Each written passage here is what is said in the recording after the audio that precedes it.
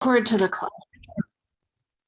Okay, so the time is now 3:06 p.m. on Wednesday, April 14th, and I, Rayanne Napoleon, President of the Academic Senate, is calling this meeting to order. We have our Academic Senate community values that we worked hard on last summer during our summer retreats. Today, I want to call out number 8, commit to working with an equity mindset. I also want to call out this idea of decentering ourselves when we discuss things at the Senate. Things aren't about individuals that occupy positions. They're about the positions and the structure that best serves the mission of our college. I also want to point out that I don't know how many of you know, but these Academic Senate community values have been adopted by other groups around campus. PEC uses them. CSEA has adopted them, and the EO Advisory Committee is looking to adopt these or something similar to these. So I just want to remind us all of that really proud work that we do and why we wrote these and to do the work that we do every other week when we're together. Zoom meeting guidelines in a nutshell. If you would like to contribute to the meeting and you're a senator or a liaison, please raise your virtual hand from your Zoom controls. Physical hands aren't easily seen. So again, your virtual hand needs to be raised. If you're contributing to public comment, either at the public comment period or later in the meeting, please also raise your virtual hand. Non-senators and liaisons can only speak during public comment at that time. All right, so approval of our agenda. We don't have too many items, timed items, excuse me, this week. So we're going to try and get through our agenda as published and as distributed. So we're not going to be taking anything out of order. And so now I find us at item 3.1. So I briefly mentioned this before, but I'll just give everybody the lowdown again. If you are from the quote general public, meaning a non-SBCC person, and you are here to speak to our Academic Senate today about anything that's within our purview, you can let it be known now by raising your virtual hand that you would like to give a public comment. The limit to that is 3 minutes. If you are from the SBCC community, you can either raise your hand now to give a general comment later in the meeting, and I always need help remembering, but later in the meeting, if you would like to speak to a different, to a specific agenda item, you can do so before the Senate discusses and deliberates on that item.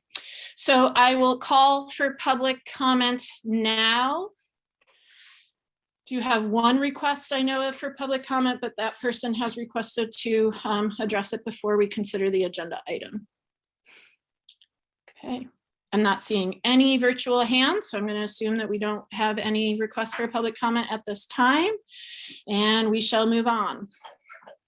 Okay, item 4.1, our minutes are published here in an unapproved fashion. However, they were not able to be updated and given notes on them. And so we are not going to review and approve these minutes now. We will wait until our next meeting for more thorough notes to be added, and then we can approve it then. Anna. I have a question. There is something that I wanted to clarify, I guess, or maybe get in the minutes. Am I allowed to, because I did read what was in the minutes, but yes, should I share that now? It's related to something we're discussing later. Yes, please. Go ahead, Anna. Share it now. Okay. So I guess I wanted to just check in about what I noticed was missing in the minutes, and it was regarding Cornelia's public comment. She sent an email to the Senate this morning and to the NTCC group listserv, and so I wanted to get clarification. It was related to her public comment at the meeting last week, and she's in her email stated that it was wanting to clarify what she meant by her public comment. Having it not in the minutes, I actually went back and watched the video, and I was wondering if it would be possible for Cornelia to share more about the clarification she was hoping to put forward in the email that she sent us. I was going to respond to the email, but then Ray shared that we shouldn't be conducting Senate business via email, so I decided to do it here. But it was basically, I guess my question from what I got from the email, I guess I left more confused. It was my understanding that Cornelia resigned from the NTCC committee last week. And then after rewatching the video from last week, Rayanne and Ruth both kind of addressed that that the the FA president quitting that committee was going to be confusing to address because our recommendations were tied to following the AP, which designates that position. And so I guess I'm not clear on what was trying to be clarified and what was misspoken. And I was wondering if Cornelia would like to address that, or hoping that she would. Cornelia?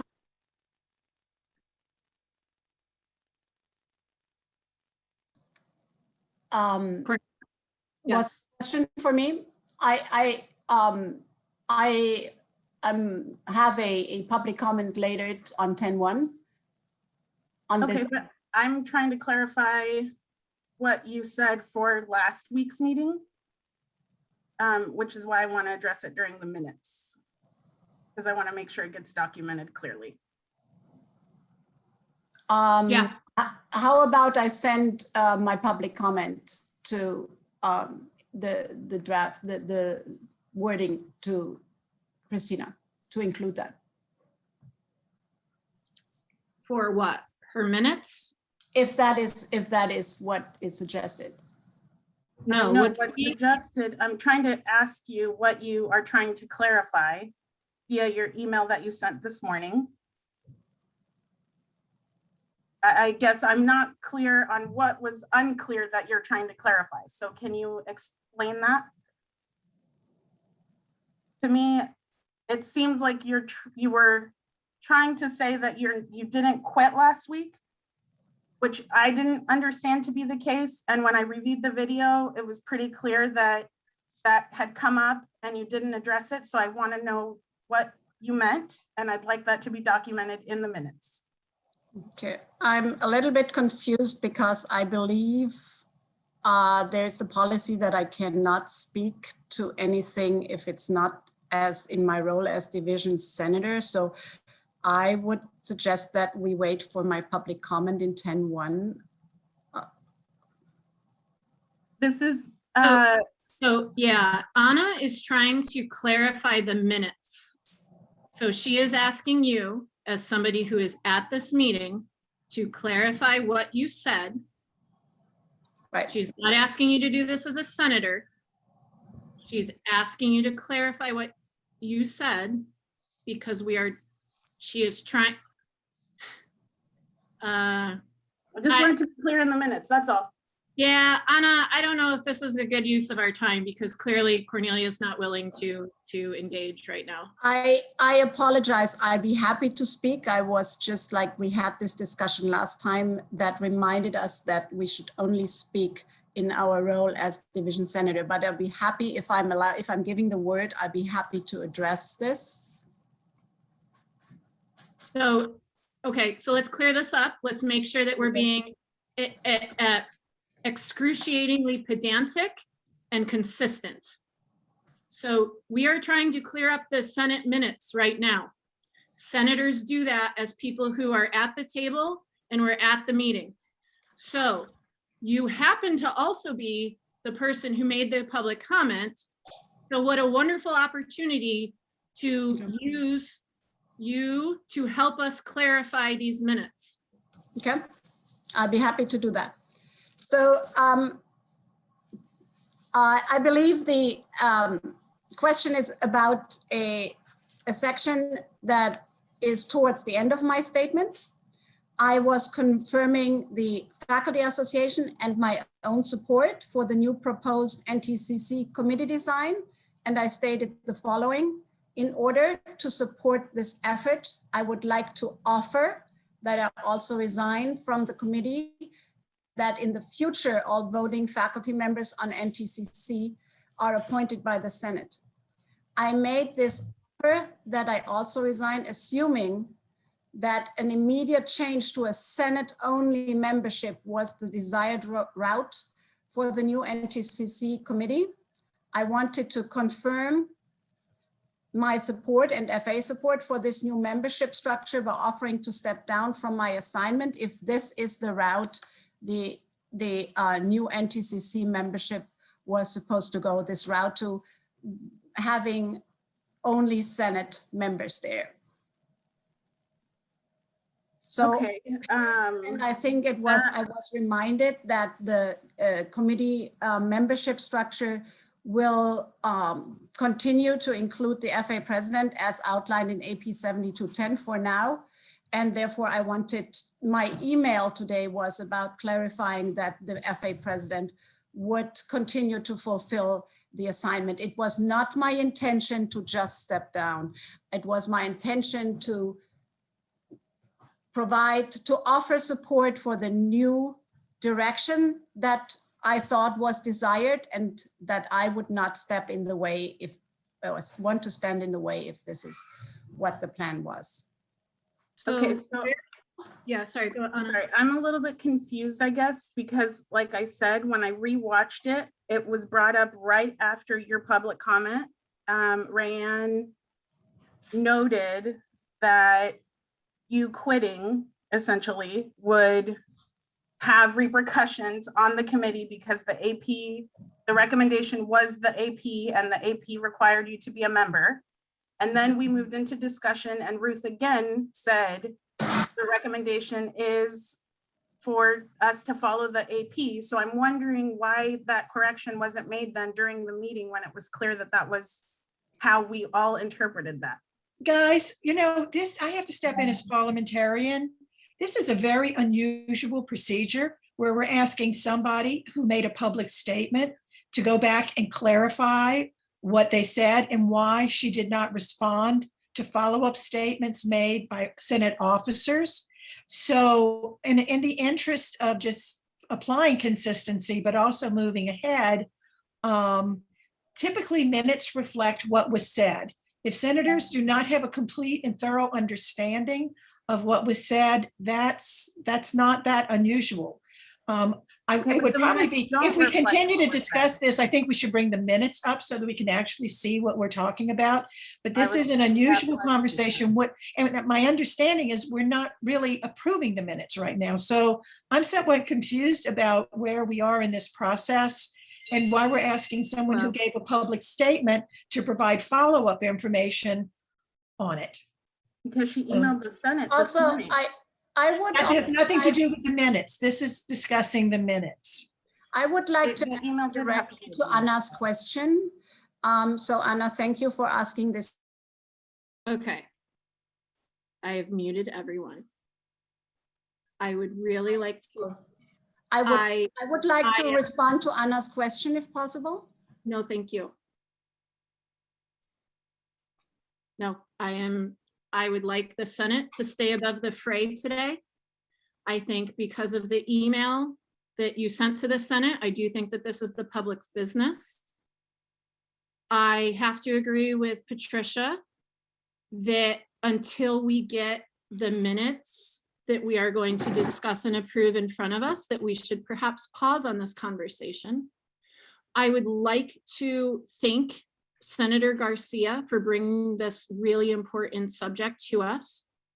I do find it inappropriate that an email is sent to the Senate because the Senate's work is the public's business. We are a Brown Act committee.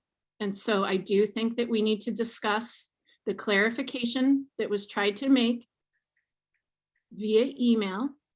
However, it is not agendized for today. So we cannot discuss an item that isn't agendized. I think that Chris, who's on this, who's on our Zoom call, of course, as our administrative support, knows now that clarifying the minutes is going to be a really important job for her this week while we wait for them to come back the 31st. I think arguing semantics is not helpful. The fact of the matter is that Cornelia did say that she offered her resignation. There was nowhere in any of the whatchamacallits, the recommendations that the FA would not be involved. So I do not understand where this claim of the FA, in honor, trying to honor what the Senate wanted, because the Senate couldn't make it any more clear other than literal black and white writing. So I'm a little confused, and I don't think that it's helpful or a good use of anybody's time today to continue this. However, Anna, I would invite you to speak to this exact issue should it come up later again. And I applaud you for trying to get the minutes straight, because I think that is incredibly important for posterity. I think it is incredibly problematic when we try and rewrite history for a way that makes one thing look another way or another. So I do have a couple hands raised. I want to make sure that they are clarifying questions. Robin, Ellen, perhaps Anna has one or Cornelia has one. I want to make sure that they're clarifying questions only, because again, we can't make a discussion point out of something that isn't agendized. Robin. Yeah, could I just request, I understand that the minutes are going to be clarified further for approval at our next meeting. Is it possible to request a transcription of the public comments? That would help clarify for me. In the past, we've had the person making the statement submit a copy of their public comment to the Senate president, but could we have a transcription? That would be helpful. We absolutely can. And yeah, in perhaps a case specific to this, I think that it would be the best for everyone to have the written statement from the person and the transcription from the video. And I have both of them. No, excuse me. I have the transcription from the video, which is perhaps the only thing that anybody really needs. Cornelia, clarifying question? No, I wanted to respond to Anna's question, but I can do that later in my public comment. Okay, thank you. All right, so. Thank you. Let us move on from this item for now. So we will be going to our communications. Okay, President's report. Couple of big items I want to put in front of you all and make sure that you're aware of. One of them being the faculty town hall next week, which specifically will be the sole purpose for this will be looking at the survey results that the ASG is now conducting with their student body. Specifically, these are about their experiences throughout the last year as students at SBCC. I will not be able to share out their survey results until the meeting because of the timing of the survey and the timing of our meeting, meaning that when I originally scheduled this, it was going to be a survey done immediately after spring break, and then it got held up, as things do. I'm sure we can all commiserate. And so because of that, we won't have the information until the town hall. That being said, I trust that we can all absorb information in real time and have an authentic conversation about how we can best support our students. So that faculty town hall is Tuesday, next week, Tuesday, April 20th. Somebody help me. I know it's my meeting. I think it's at 10:30, 10:30. A little flustered. Can't remember the exact time. You will receive many emails from me about it.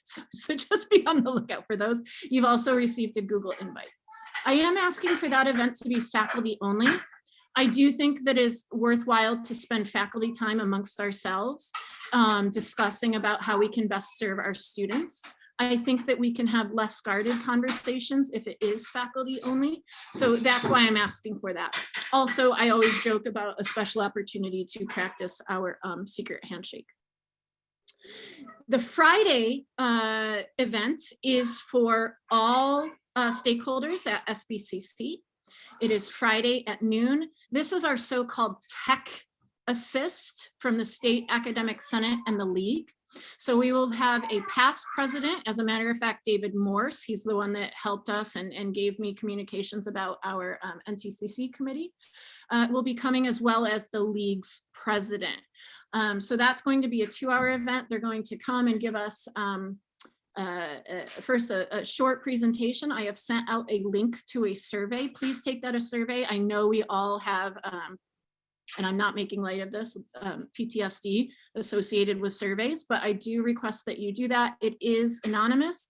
And the purpose of that survey is so that the leads, the 2 presidents, can get together and talk about how they're going to help us. And so that's their opportunity to get to know us. So please take that survey. Please encourage others to take it. Everyone can take it. This is not just a faculty event.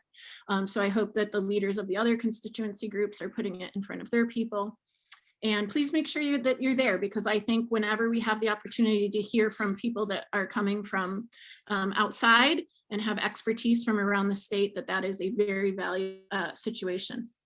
I also want to offer that this event is in response to our accreditation standard 4A self-improvement plan. So that is why this event was requested to be created as part of that. How can we do shared governance better? How can we empower voices at different tables? How can we bring in new people? So make sure that you're there for that event. Other endeavors that I'm in, NTCC continues to meet. We're trying to figure out a way forward. We're anxiously awaiting the Senate's discussion and perhaps final action today. SEM committee is trying to work their way forward in many different areas and how we can address different things. And I think that's all I have. No, one more thing. I am still trying to actively recruit for people to attend the the non-credit and CTE, Career Tech Institute, at the end of the month. So if I've reached out to you to help you recruit faculty for me, thank you if you've done that, or please continue to do that. And then also, I know that I am currently the only person on the Senate president election this round. And so what I want to say to that is past presidents had recruited individuals to quote, run for the academic Senate president. And I'm not really interested in recruiting an individual. I invited 8 different individuals to the Leadership Institute for this summer, and having the academic Senate travel budget pay for them to attend, because I would rather, I welcome the opportunity for new voices to take on this role. I'm trying to support people in their own professional development. That event is specifically to train incoming academic Senate presidents. And I'll share again, and I've said this before, that while I don't think that any of these 8 people might want to be academic Senate president next week or next year, I think that pulling them in and getting them good training and planting the seed now will be the benefit of our campus as a whole. So I really hope that those people can attend. And if I haven't invited you and this sounds like something you want to get involved with, please let me know. I would be happy to have that conversation with you. Okay, that concludes my remarks, but it looks like Trisha has a clarifying question for me. Trisha? Yeah, it's about the town hall next week. The students that are sharing their experiences, it's primarily credit, or were any non-credit students included this time, or? So ASG is conducting it. Okay, and so it's credit. But I believe they represent, doesn't ASG represent non-credit as well? I don't know. I don't think so. But now that you say it that way, I mean, I'm 100% sure. I know we're working on getting more students involved. And I know that non-credit students were not involved in the risk survey that's was connected. But no, I was just curious. So I don't possibly. I don't think it is connected, only because that survey was coming through our institutional research department, for example. Mm-hmm. And I know at that time they were requesting it for credit students, And so this is a student, like ASB, like student led, they're the ones that wrote the survey. So I think, you know, I don't know who they're sending it to, but I thought ASG represented, quote, the student body, which included non-credit. But it's also my understanding that they haven't sent it out yet, which is why I don't have the results yet. Okay. So maybe that's why non-credit hasn't gotten it. If you would Okay. like, I can follow up with the ASG and specifically ask, is this going to non-credit? Yeah, I mean, I was just curious, and I can show up and to the meeting and find out if there's any non-credit voices and stuff too there. So, but if not, then we'll do a parallel one later. So, all right, thank you, Rayanne. Yep, no problem. Thanks for that, Trisha. I love how you always are thinking of your non-credit students. Okay, Senate Liaison Report. This was definitely my goof up. I was supposed to update it. I didn't. It's the report from 3/31. So I don't have an updated report. So I will have that written report because our Senate liaisons definitely did it and they definitely did it on time. And I just clearly didn't update the document myself and in my attempt at returning to my Sunday and my family. So I apologize for that.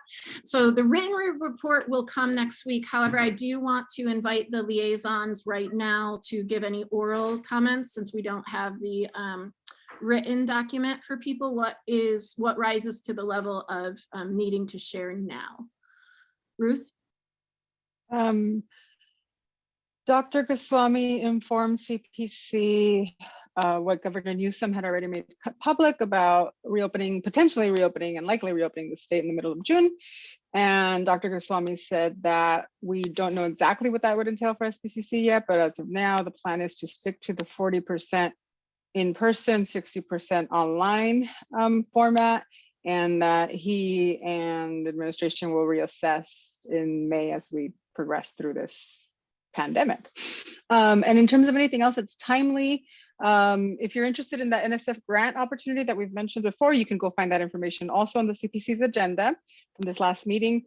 Deadline for that is May 10th, and you would need to let Z know. Other than that, some updates on HERF, but you can again go look at that agenda if you really want to look at it now before this is released to you next week on the liaison report. That's it. Thank you, Ruth. Michelle? I think the only thing that I wanted to share was in ITC, Corey Bott gave a presentation on open educational materials. And in light of how we're doing with our students and the struggles and the online learning, I think this is would be a really good resource for all faculties to see whether there's any materials that they can create that would be that would not be a cost for students and that would be available on the first day of class, because it really assists with success. So I would really encourage you to look at that when it comes, and then just reach out to Corey, and real important for student success.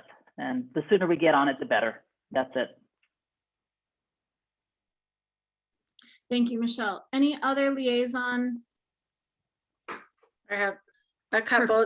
I'm just trying to think. I just want to update Senate that academic policies is still working on conflict of interest, and at this juncture in time, they're working on reviewing and potentially revising BP 3050.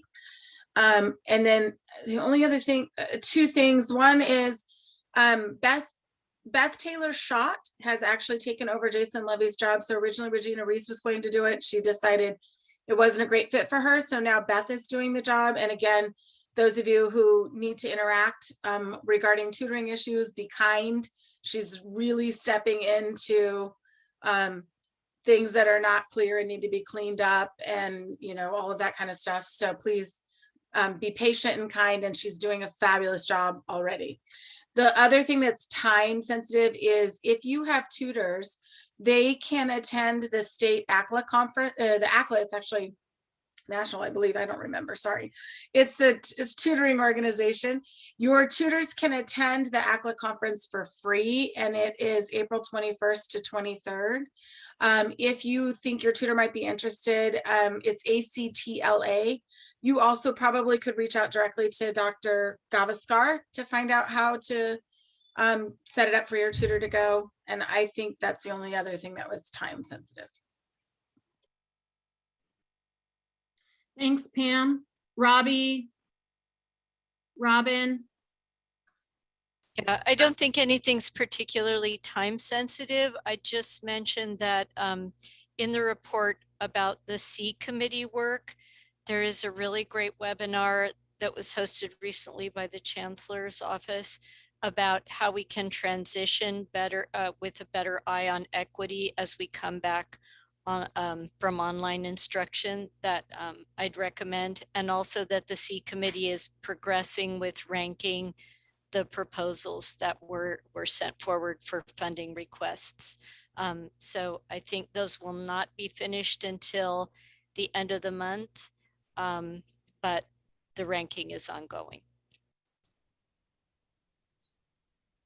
And for FA meeting, there's nothing significant or time sensitive to report, I don't think, except that there's workshop benefits coming up that the FA will undoubtedly announce, but it's an FACCC/SBCC workshop on benefits and retirement. It'll be on April 23rd at 3:30.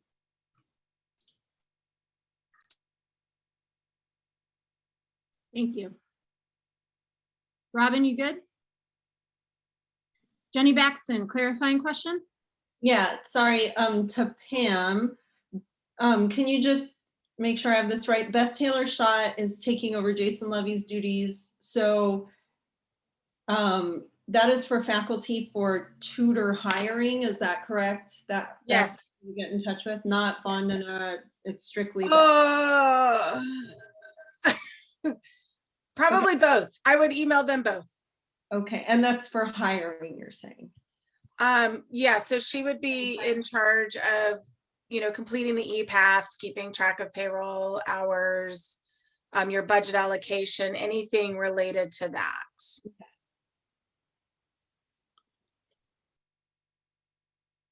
Jenny?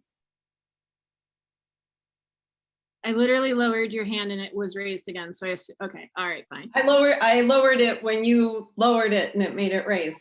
Yes, yes, the double lower. Okay. I think that's it for our liaison reports.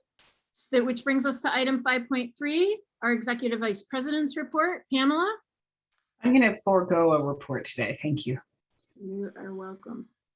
Okay, there were no items to request agendize for future meetings at this time, so there's nothing to consider there. For our consent agenda, I combined agenda and item. It might stick actually. For our consent agenda, we have two items. One is the proposal for discontinuing the DMS program. I got this wrong before, so let me make sure I'm getting this. Diagnostic. Okay, I'm still getting it wrong. Let me just pull it up and look at it. Diagnostic, there we go. Medical sonography.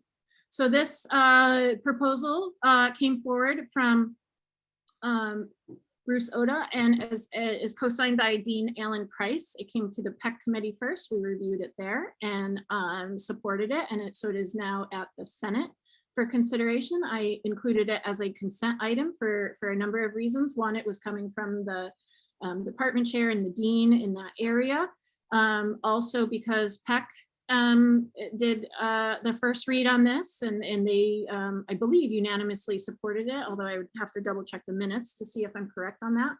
And then also the other reason is because currently there are no students in this program, so the need for a teach out would not be required at this time for this program. So that is why it is on the consent agenda. The other item on the consent agenda is item 6.3, which are some sabbatical committee recommendations to accept these reports from Chris Olivio as well as Michelle Paddock. There was some suggestions made for updating the reports, and so those suggestions are reviewable in these copies attached to our agenda. And so that's why they're there. And so the natural flow of this is that we accept them at the Senate and approve them, and then they are archived for posterity, of course. Okay, so we have 2 items on the consent agenda this week.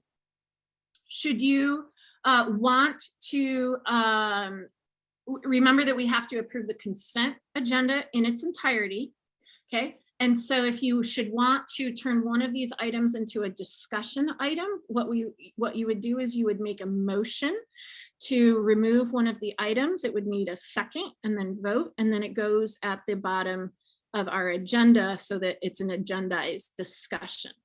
If you or someone doesn't need that, the way this would go is that I would entertain a motion to approve the 2 items in the consent agenda as posted and distributed. And then we would get a second, and then we would vote on it, and then that would be that. So at this time, I'm opening it up. What say you, senators?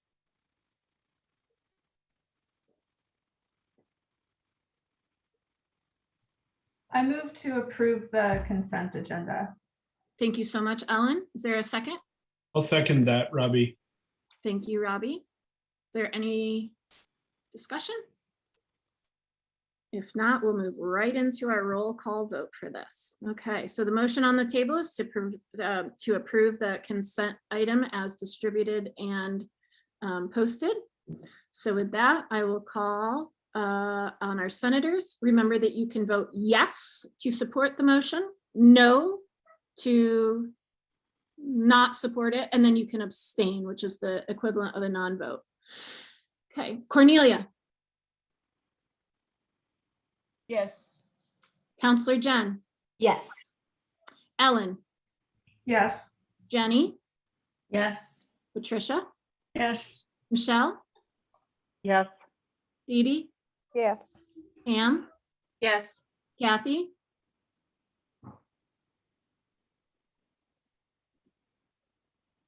Robin. Yes. Jen. Yes. Robbie. Yes. Ruth.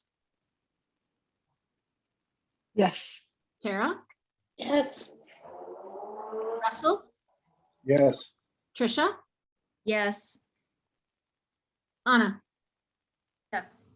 Okay, thank you so much. Okay, so that's our consent agenda. Moving on, information items. Item 7.1.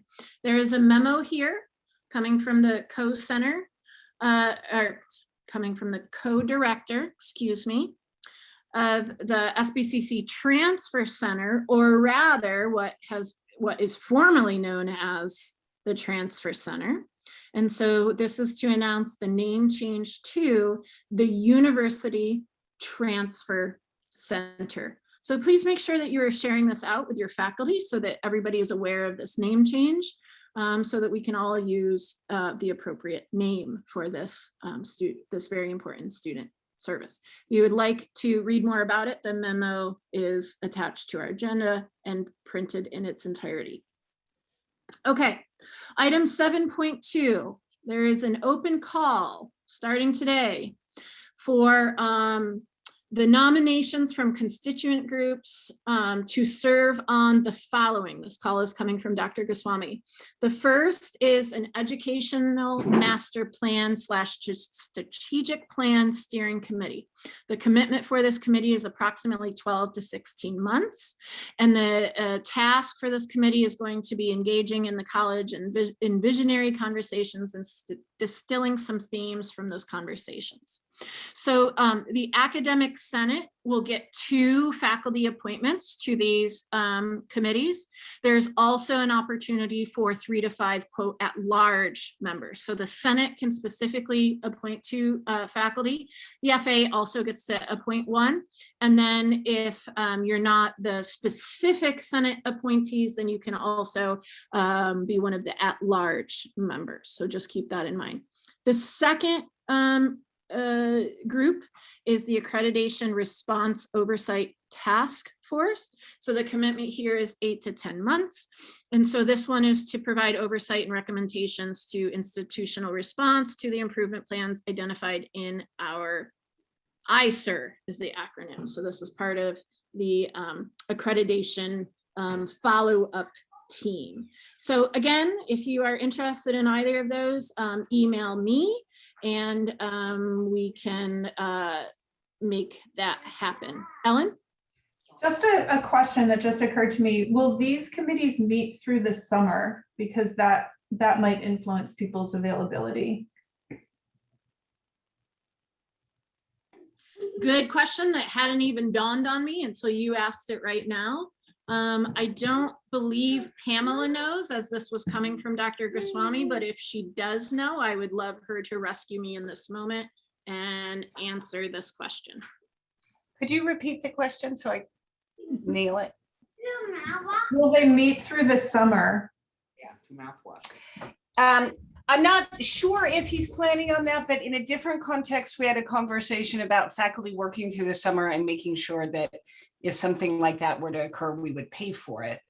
So I don't think this would be uncompensated work, but it may have some summer work attended to it. And I don't have more details than that. And I don't either, clearly. So sorry about that. Like I said, it didn't even dawn on me. I mean, who takes summers off anymore, really? So it's just the same day every day forever. So, okay. But I'll get that for you, Ellen, or Pamela will as well. We'll get that clarity. Jenny? Sorry, keep asking questions.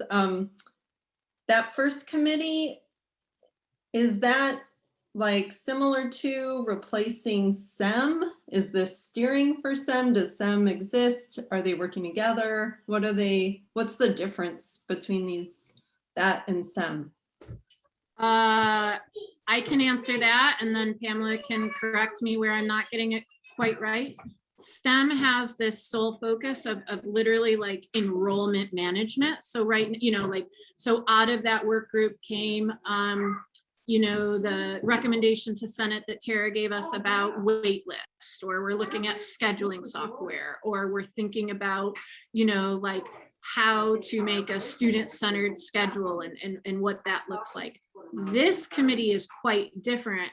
This is like, where do we want to be as a college in like 5 to 10 years? Like, what is driving us? Like where are we living up to our mission and things like that? So this is a much, I would argue, much higher level, almost philosophical committee, where SEM is like, okay, enrollment has turned down. How can we best make our schedule? How can we, get as many butts in the seats, as they say, as possible? Although Pamela probably has a much more poetic way of explaining it. How'd I do, Pamela?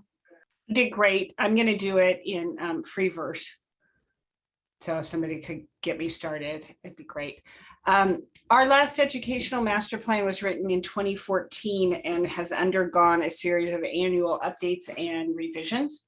It's time to actually draft new goals about the educational program of the institution. So an educational master plan is usually a 3 to 10 year document that's about, what do we think the future holds for education? So there's program level work in that, and then divisional level work and kind of institutional level work. Strategic plans are short-term planning documents that say, how can we accomplish a set of really finite goals in 3 years? So this is work that Dr. Goswami wants to lead the institution into the next stage. So Dr. Benjamin worked with us on some strategic directions as a stopgap measure until a new president came in. And this is Dr. Goswami picking up on that piece and then updating our educational master plan. So there will be goals. It's not quite as philosophical as Rayanne was trying to poeticize it into being. It'll be work that's based on our data and thinking about how we can improve student outcomes. I think this will be a much more equity informed educational master plan. And so we'll be thinking about disproportionately impacted students and what kinds of changes could happen across the board. Wellness. Thank you for that. And Jenny, I trust that was good. Thumbs up. Trisha. Just again, you mentioned about the compensation. So is this just, I'm sorry if it was mentioned, available to full-time faculty, part-time, non-credit, all three, or just the first category? So this is open to faculty. The Academic Senate gets 2 quote faculty appointments, and that does include credit, non-credit, part-time, full-time. So The compensation was the one I was, clear on. So that's. Who said as far as I know, there is no compensation for anyone. Oh, okay. No, I didn't think so either until someone said, I'm sure there's work for in the summer, compensation for work in the summer. And then that's why I got confused. So, okay. So volunteer, got it. Okay. It sounded to me like Pamela was suggesting that there's a possibility that if the work continued over the summer, there might be compensation. But Pamela would have to refute or confirm that. I don't have a good answer for the piece of this, and it's unfortunate, Tricia, because I'm not the one who sent it out, and so I do think the Senate might want to touch base with Dr. Goswami to ask some more details. And this is a him piece and not a cabinet piece, so I don't have further information on that. I was just mandatory work in the summer usually comes with compensation, so I was just attaching those 2 things. Thanks. Thank you. Yeah, and I'm sorry, I don't know. I got the email. Here's the committees. You get 2 appointments, go. And that's what I did. So maybe I need to start asking more questions. Yeah, well, my main question was, is non-credit and part-time faculty available? And it sounds like yes, I mean, available or eligible. And the reason that I thought, oh, maybe I was wrong about that was the compensation, but now it seems like it's not. So you kind of answered it in the way I needed to hear. Thank you. I think moving forward, Tricia, I think if it's coming from the Senate, and I say faculty, the Senate gets 2 appointments, I think it's going to be safe to assume, because we have credit part-time senator and credit or non-credit part-time senator, which is of course you, when it's a Senate appointment, it can be one of those, and then I will clarify it if it can't be. I think that might be the most inclusive and the best way to do that from here forward, because when we say faculty, we truly mean faculty. Okay, yes, please take the baby. Okay. I know you're happy to be with your mama. Okay, 7.4, historical information on tutoring budget. So at the beginning of the semester, I believe the second meeting in January, we had Dr. Gavaskar come and provide a presentation to us about the tutoring budget. At that time, there was a lot of questions about the accuracy of the budget.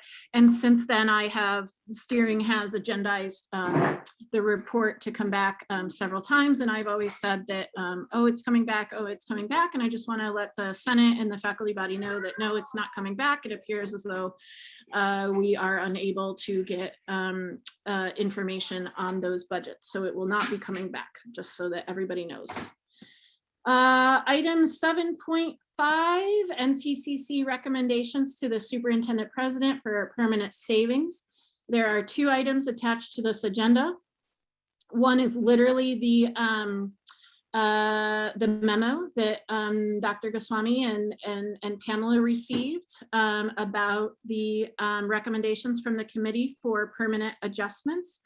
So please know that all of the recommendations coming from the committee were leadership stipends that were either literally vacant and not assigned to anyone in the last few years, or were being recommended by the department, by the person receiving those, to either be foregone or cut in half, or some recommendation from them. Okay, so for instance, the director of technical theater, this position from theater arts. So that came from the person receiving it saying, yes, this work is no longer, the stipend is no longer appropriate. So with that work from the committee, we were able to find a permanent savings of $77,000 approximately. And then if you count the savings in the department chair stipends from their automatic adjustments from this year, there's another $34,000. And then this is an annual savings, if you combine the 2 together, of $111,000. And of course, Dr. Goswami was looking for 125, but this was what the committee was able to do. And please note that the former committee members that included the faculty that resigned, we all, including the deans, voted on these recommendations unanimously. So at this point, they were sent to Dr. Goswami and Pamela, and I do not know the status of them. Let's just, and I'm not trying to indicate anything. I'm just saying I got an email that it was received, and then further processing probably needs to be done. So that's there. The other item I attached to this agenda is just the email that I gave to those that I asked for, that the committee through me asked for information about the stipends. And so this is just, let's say, my written email about, you know, the work, the result, ongoing work, the committee, so that department chairs and those receiving these leadership stipends like all received the same written messaging, so that it wasn't just coming here through Senate. So I gave you the nuts and bolts, but if you'd like to go through that email, it's there. But of course, my understanding, you know, it's here in this email that Cornelia resigned, and now there's this question about if that actually happened or not. So other than that, please read that email, and please know that that is what I gave department chairs and those getting it. Okay, 3:57, we can do this. Let's get out of here by 5. We are, unless there's any clarifying questions on any of those information items, let's go to item 8.1. Right on, 8.1, enrollment, history, context, and trends. So I emphatically more than once urged our Senate to watch Dr. Ralston's Board of Trustees presentation, where she gave a presentation on this exact topic with these very similar files that are attached to our agenda. I also sent you all and requested that you watch the foundation conversation and presentation with Pamela, Dean Paloma Arnold, as well as our admissions and records director, Mike Medell, where they talked about this as well. And then most recently, I sent you an article that actually Jeff Green sent a few of us about general trends of community colleges and what to expect. So with that set up, and just an acknowledgement that none of us have a crystal ball, I want to turn things over to Pamela and have her take things away so that we can all be well informed about what our enrollment has looked like and where we think we're going in the future. Pamela? Thanks, Ray. So it's not my intention to do a full presentation on this. I think you're probably already given a ton of information. I just would like to kind of set up the context and then open it up for conversation and faculty insight into what should we do about enrollment. And you're a particularly useful group for that kind of work. So I created kind of a cover report that I shared with the Board of Trustees that's attached here about enrollment in the age of COVID. Nationwide enrollment in community colleges is down approximately 25%. So that's a really significant loss, and it has all kinds of impacts. But I think the most crucially important impact is that I'm worried we're going to have a 2-year educational gap in our nation, so that there will be a group of people who never return to college. And it will be on us to figure out how to do outreach to adults who are currently unemployed. It'll be on us to do outreach to people who fell in the gap time period, and then to really re-encourage people to be thinking about community college as the most important thing that they can do. So the context of the reports is a chance for you to see we were down approximately, when you add summer and fall together, we were down about 9%. We're down 17% approximately in spring semester. We did a lot of effort to make sure that students continued from fall into spring. There were a number of people who fell out during that time period. I think the challenge of COVID for adults who had children, the challenges of COVID with working and being online, like this as people who are in classrooms or who are doing student support.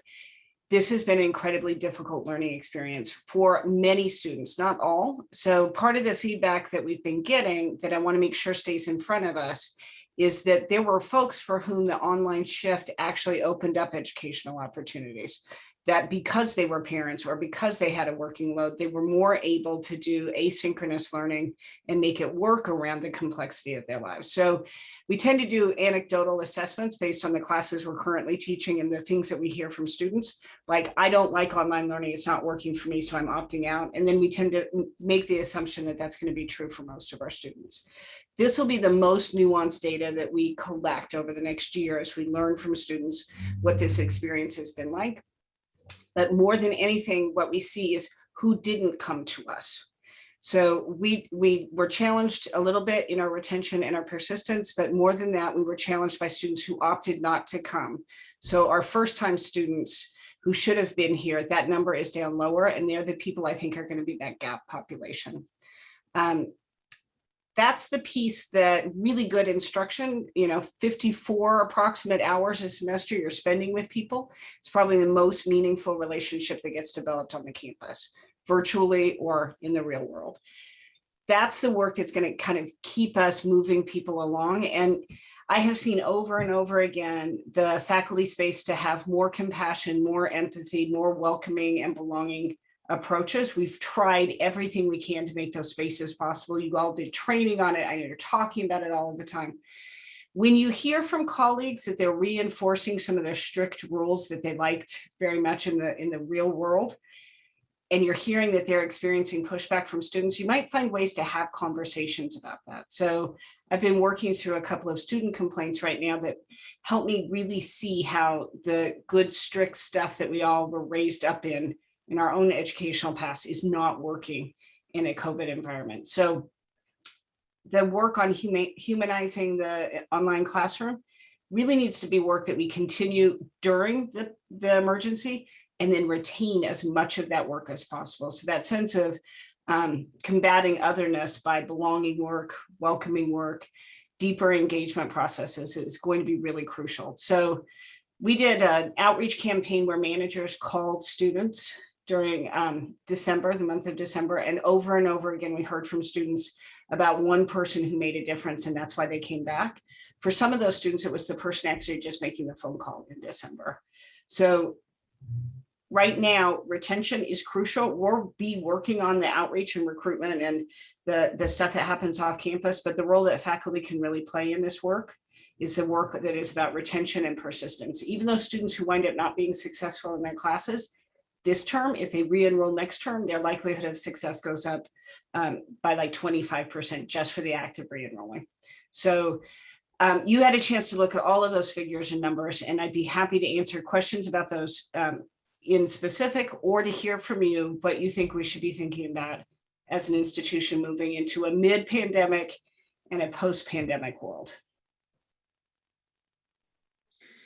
Pamela, I have a point that I want emphasized. So I know you kind of spoke to this and the data shows it, but this is like the point I would really love to be talked about, or just a light shined on it, shined, I don't know, one of those. We had a pretty significant downturn in enrollment before COVID. Would you agree that that statement is accurate?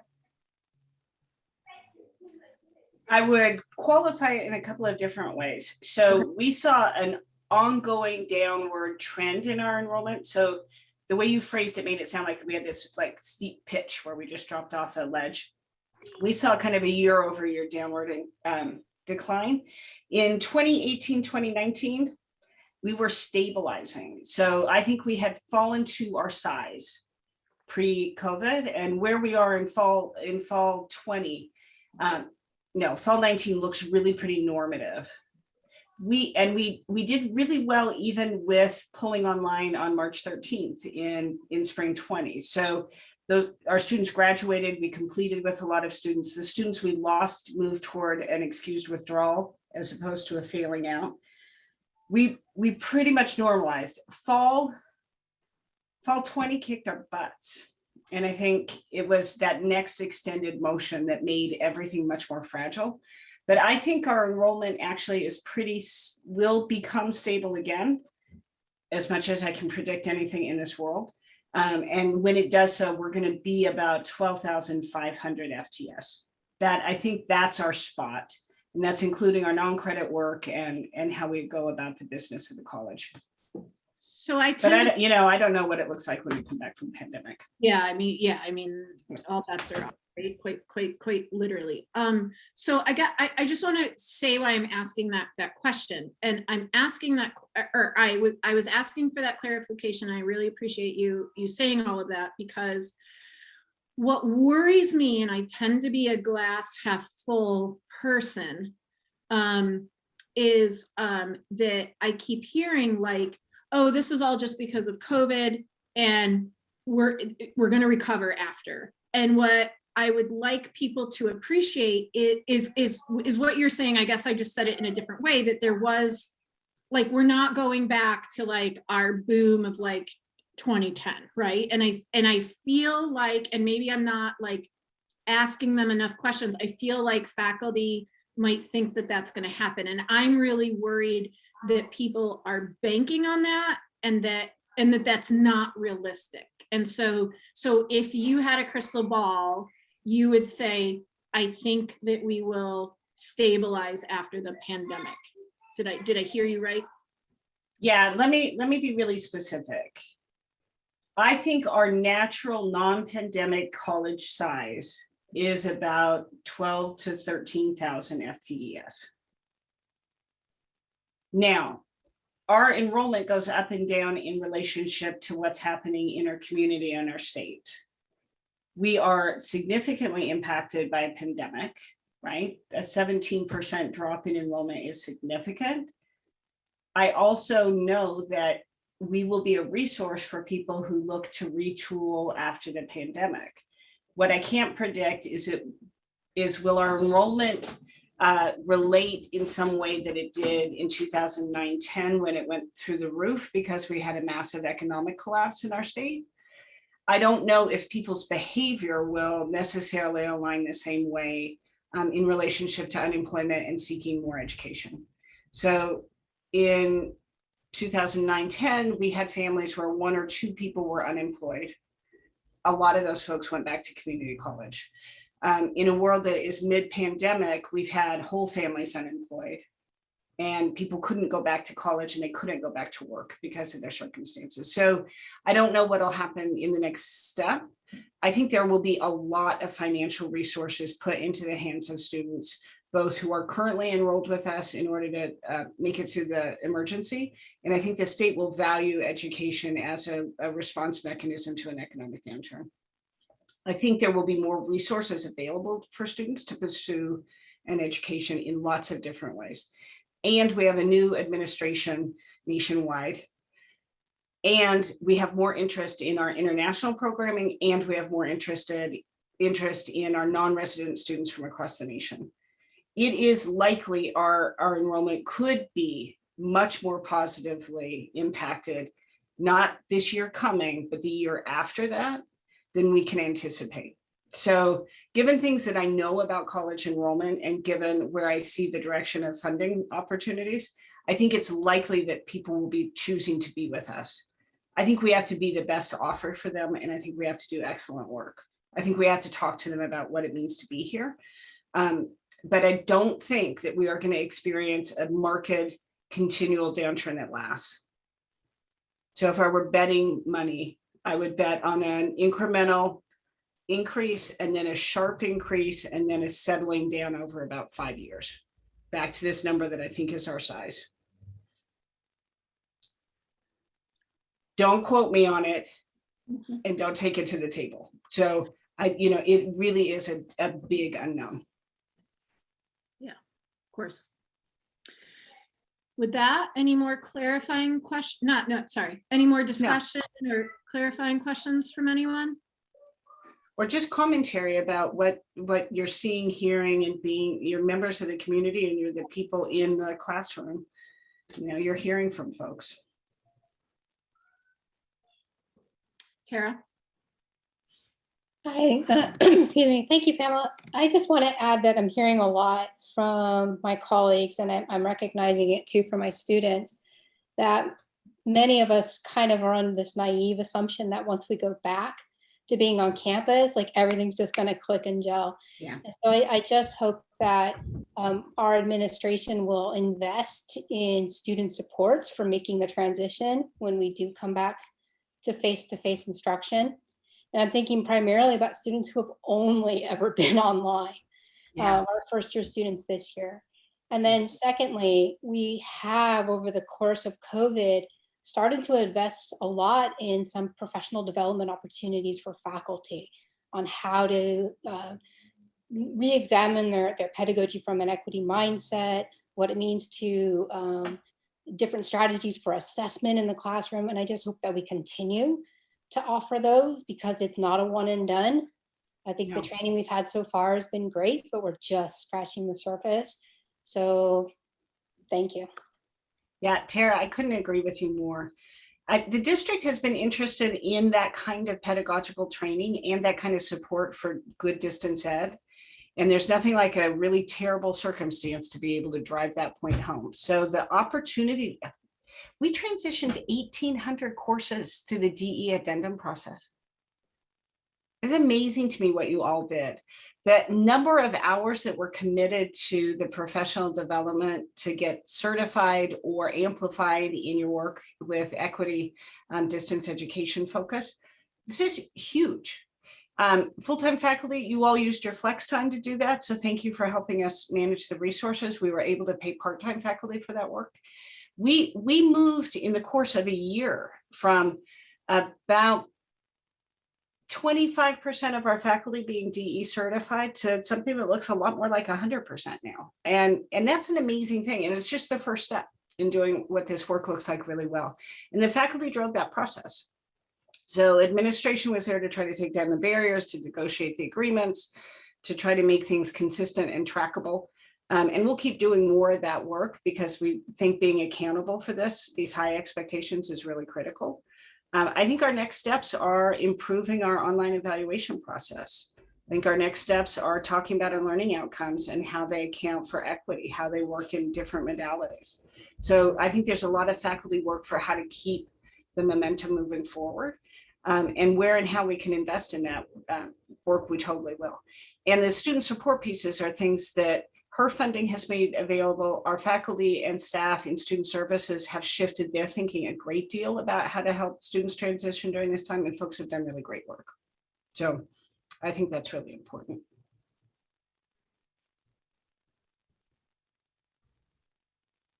Ruth. I've mentioned this before, probably here and in other spaces as well, about, faculty, all faculty nationwide have now picked up this skill of learning how to teach online. And that's going to, of course, impact the degree of competition and the quality of courses that we're up against.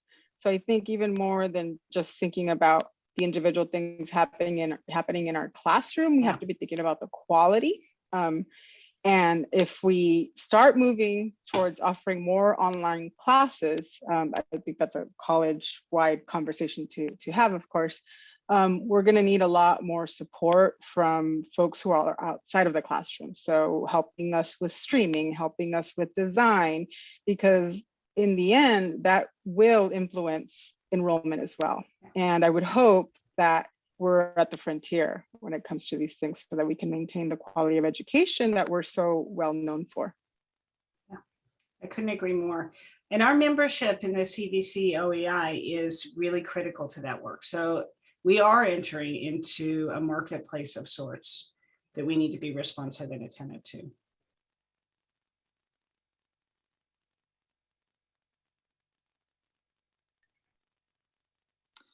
Any other discussion points around enrollment? Now is your chance to ask questions so that we can inform our faculty. Are we good? Great. Yeah, going once, going twice. All right. Thanks so much, Pamela. Thanks for presenting the same information to the Board of Trustees and working with the foundation. This was really Great. important for moving forward. Good. Thank you very much. Okay. All right, what is our next item on our agenda? Yes, item 8.2, which is our discussion around the recommendations that came forward about our academic renewal, and if the Senate wants to endorse the recommended changes to move forward to BPAP. So I would like to open this item up by saying thank you to Pam Gunther, who represents math, who shared out her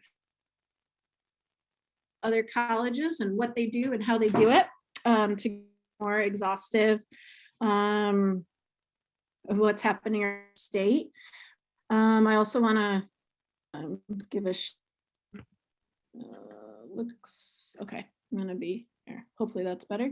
I also want to thank my personal assistant, literally, who helped me the AP 4240 so that it agenda. What I would like to point out is that this highlighted language is not anything that any constituency group has worked on or approved. It's just highlighted language of the recommendations that are coming to Senate that you could compare what we originally had are being suggested coming forward. So this is not anything official.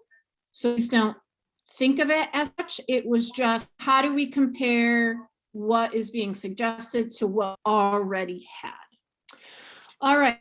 I believe I've given you enough background. I've asked senators again to put them in front of the faculty, so you did exactly that. And now we can have an informed, inclusive discussion forward. I will start with Robbie. Yeah, before I had several comments, but before I start, you were cutting in and out a bit. And so I want to give other people a chance to make sure they understood what you said, because I did, but I already kind of knew it. I got to tell you, we pay so much money for internet. It enrages me. Do not get me started on Cox. Oh my God, my husband like updated our router recently. Like that should never happen. I should never cut out. Okay, sorry. So yeah, before I start, I want to open the floor to that. Yeah, did everybody get me enough? Jenny, are you raising your hand? Yeah, the only thing I didn't get when you showed the AP and you said those were not official edits, I didn't know who made them. Was it your assistant? I couldn't. Yeah. Your assistant? Yeah. My personal assistant who does my emailing and my scheduling for me. I told her I did not have time to do this. And so she went through. She is not like anyone that has experience with policy. But I told her she didn't need it, that she just needed to look at what was being recommended and what we had and just highlight it in some way. So yeah, my personal assistant did it. And by the way, she's awesome. To out you, but I couldn't hear. Thank you. Let the minutes show that she called me bougie. Okay, Robbie. Okay, so people in my division are generally supportive of the changes, but there were a few questions and requests for confirmation, and I'm going to list them all at once.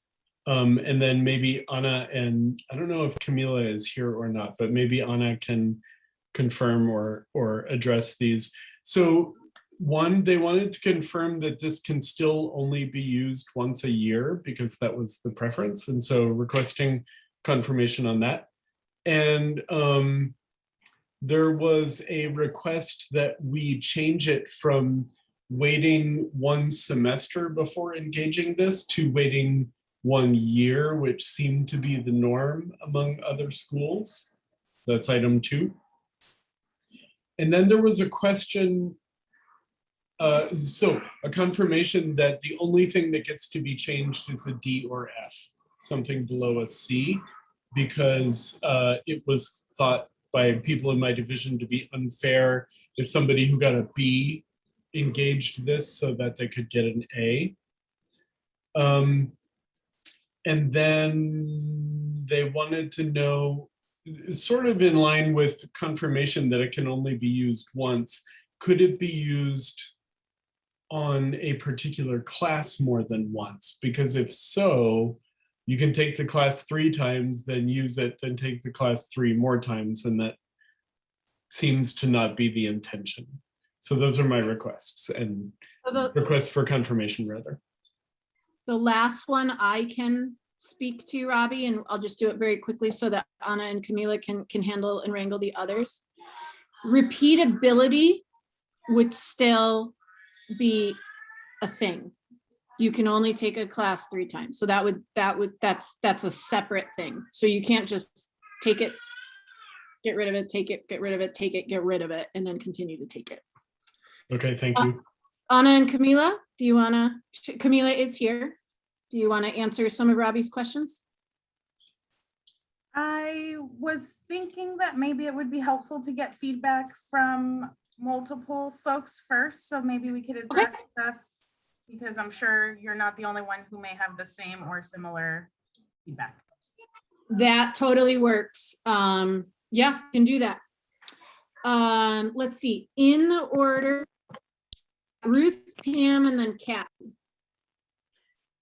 Just to clarify things, the procedure from here is not that we send our questions or concerns to BPAP, is that we send to BPAP, this is what we want.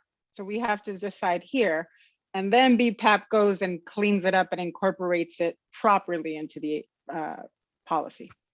Yeah, exactly. So in early September, well, again, this came to me a year ago. Anna and Camila asked me for, what's the process? How do we get this? How do we do this? And for a variety of reasons, it was stalled for a long time. And so it could have gone to AP. I offered it in an email to the chair of AP in early September, and they worked on other things. So it did not go to AP. So it came to Senate. But to answer your question directly, Ruth, yes, to initiate this process, Senate through me, essentially, Senate would make recommendations, would make a motion to approve certain changes. And then I would bring that to BPAP and wordsmith it there. And then from BPAP, it would be shared back out. So the changes would go there, we would make some of them and it would come back out, and then the Senate could review what is in the pipeline being proposed to then be for change. Right, so you're BPAP right. doesn't provide an opinion on it, they just formalize it and send the it out to review. Right, so the chapter lead on this is literally the Senate, because this is an academic matter, right?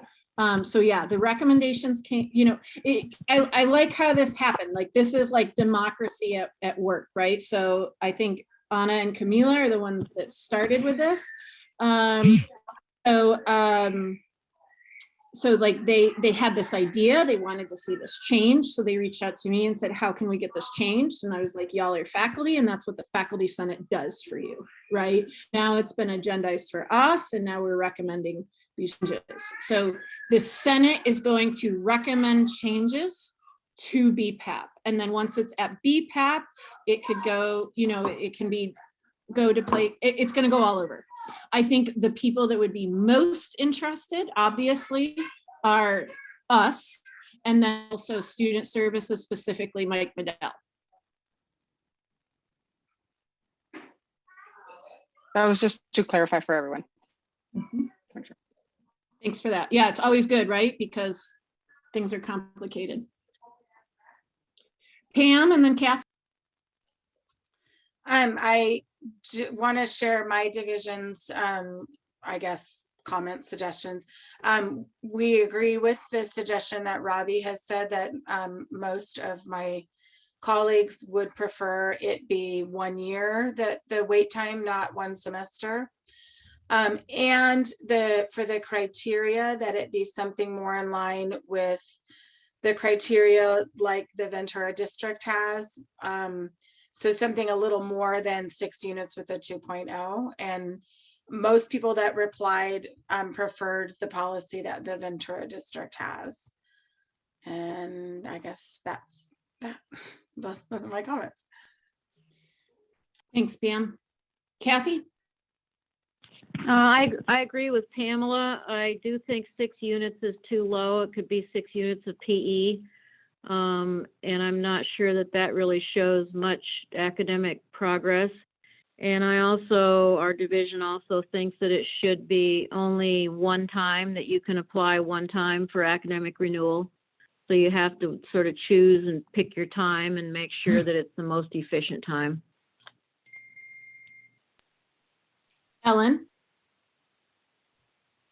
This came out of the ESD division, so there's broad support for it in our division, but I just wanted to highlight one particular thing that someone said, was that they appreciate the inclusivity for part-time students and the fact that you can do it more than once. So I want to highlight that because it is in contrast to some of the other things that other divisions are sharing.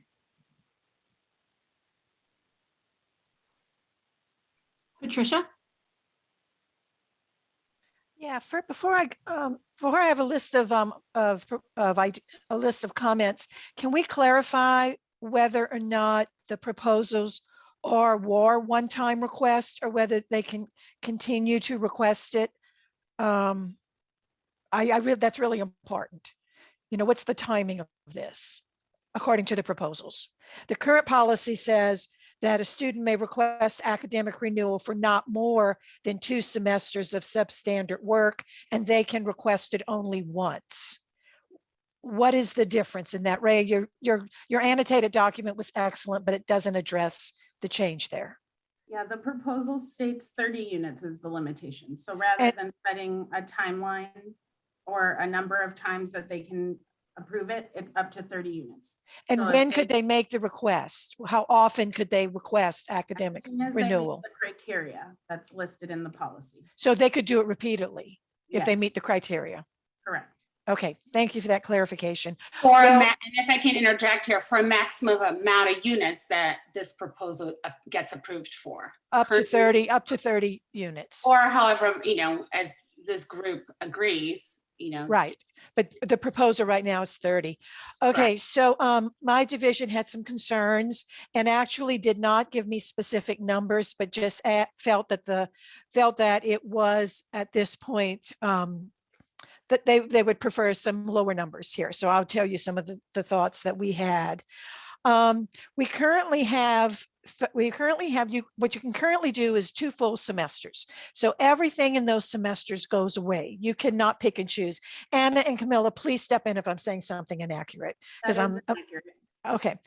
I'm sorry, it is? Yes. Okay, so what students have now is it's kind of all or nothing that semester. And what's being proposed is 30 Patricia? units anywhere. That's inaccurate. Okay. They can choose whatever classes they want to get rid of in that semester. And It's keep not all or going. nothing. It is not. No, they can cherry pick, just like Anna mentioned. And Okay. just to also clarify something that was mentioned earlier by Robbie, students can only apply for academic renewal, just as a reminder, for substandard grades, Right. whether a D or an F or an FW. And that brings up another question. I'm sorry. It turns out I have 2 questions. And the other one is, right now, a student can, under repeatability, if they take a class and they get a D or an F, they can take that class up to 3 times. And my question is, at that point, do the previous 2, the earlier and the first and the second D or F, does that completely disappear, or is it just not factored into the GPA? So it still shows. And would that be different under academic renewal, or is it basically the No. same thing? It's the same thing. There's just an annotation on the transcript. Okay. If they repeat the class, the annotation says class subsequently repeated or something like that. I can't remember the wording exactly. And if it's academic renewal, then it would have an annotation next to that attempt saying academic renewal.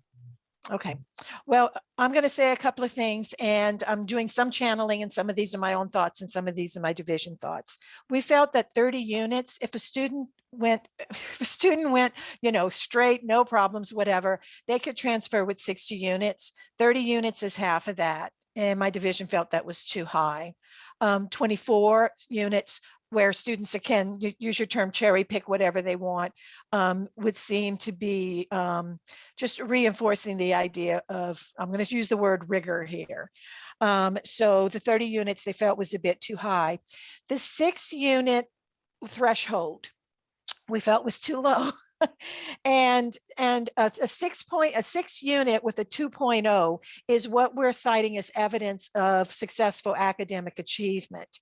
And like Kathy, I mean, I'm not going to be dissing PE classes, but a student could have completed 6 units and got a B and a D, and they're using that as evidence of academic success.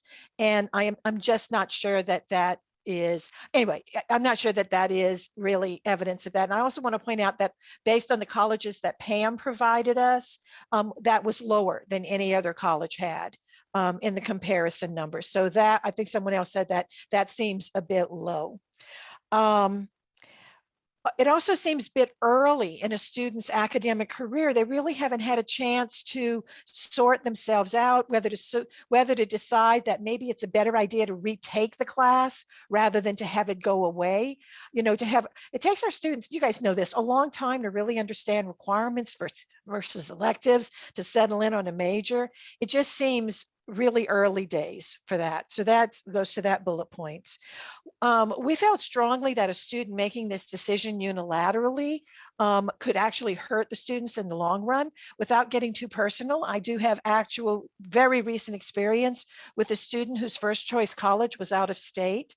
And he was shocked to find out that he was rejected because the college did not accept academic renewal. It was written in very tiny words in their admissions page. So I just think that meeting with a counselor to be able to point out unintended consequences. And I realize this puts work on the counselor's plate, but I do feel it's a pro-student stance. Anyway, those were our points. We felt the six units at 2.0 was too low. We felt the 30 units of whatever was a little too high. And I'm afraid I don't know enough about it to say whether what we currently have, because we currently have this stepped in, if you taken this many units, then you need to have this GPA, this many units, that GPA, that may be appropriate, that may be too restrictive, but we felt the proposal was too permissive. Thank you.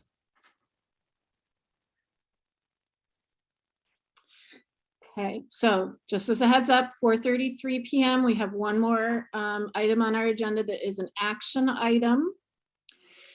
We have Ruth, Pam, and then Michelle. I agree generally with what Patricia was saying. I do want to make clear that based on what was said last time or at the presentation that they gave, that they were shooting for the stars here. I think it could be a kind of a combination of both. I think we can be close maybe potentially to these numbers. I do also agree that the units are a little bit too high, but I don't think they should be much lower than this, than the 30 units. I agree that the 1 semester should at least be the year.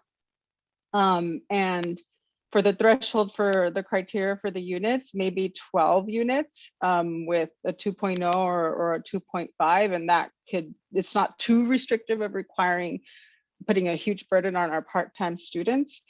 And then in terms of, I do think that they should be allowed to pick, because it could be that in a particular semester they fell in love with something and they realized, I hate econ, right? And they didn't do well in that, it wasn't for them. And then that semester is where they found their passion. So I do think they should be allowed to pick rather than requiring that they wipe out an entire term. I also agree with the process of it not being automatic, that it should involve a counselor because of potential impacts on transferability that they don't know about, right? Potential impacts, I don't know, financial aid, things I don't even know about. And so that be a requirement, and I actually like the fact that students are required to meet with them, not just here's the form, sign it and send it back. And yeah, so that I'm with. And then right now, I think the process is that it goes through the Scholastic Standards Committee. So maybe, I don't know what that entails. But maybe if it does go through that, maybe there is someone there with financial aid knowledge and a counselor, and they kind of consider them in a batch. You know, maybe it can be done that way. I don't know what the optimal way would be. And then perhaps we might even want to make consideration for those courses that don't have, are no longer available for repetition. And for those, we can say, well, we're gonna, relax all of these, the waiting period, for example, that class isn't even available. You're transferring in a year, you want to transfer in a year, let's get rid of it now. So that's something that wasn't proposed, but could potentially be included. And that's all I have for now. Thank you, Ruth. Pam and then Michelle. I don't know how to run my computer. Am I unmuted? Okay. Sorry. I wanted to say that my division also wanted a visit with a counselor, and that if possible, there are a way to build that into the form, that it's, or whatever, if it's an online thing, but that it has to be signed by a counselor during a counseling visit sort of situation, so that students are aware of the impact. And Michelle. I just wanted to echo my agreement and support with what Ruth and Patricia said, as far as decreasing the units, increasing the semesters, and increasing the units required with the increase of the GPA and the counselors. Okay.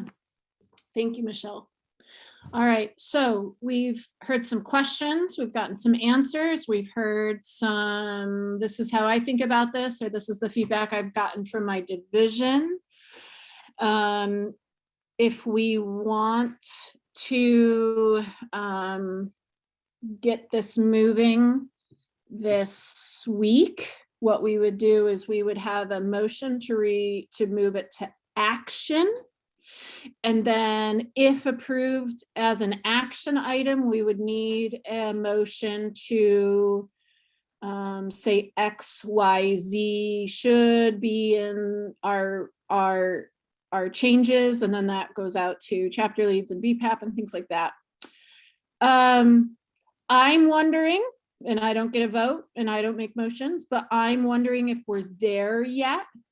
I'm wondering if we take a little time and kind of bat things around for just one more, let's say, Senate meeting until our April 28th meeting, and come back with a more fleshed out AP to make a motion on, so that people can see what we're making a motion on, and so that black and white AP can move forward.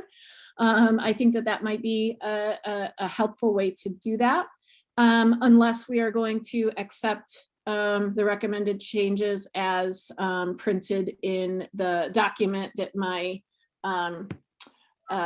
personal assistant made. So lots of hands. We